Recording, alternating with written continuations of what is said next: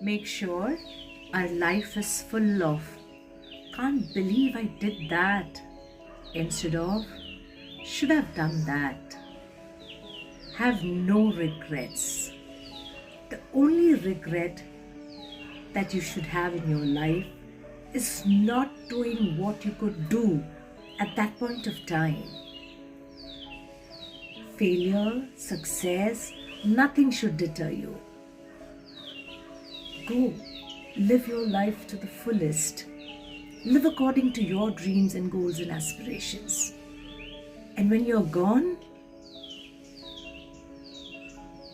may those who are left behind always say, think proudly of you. What a life she had, and what a beautiful person she was. Let these be the only words that they say about you. Inspire them.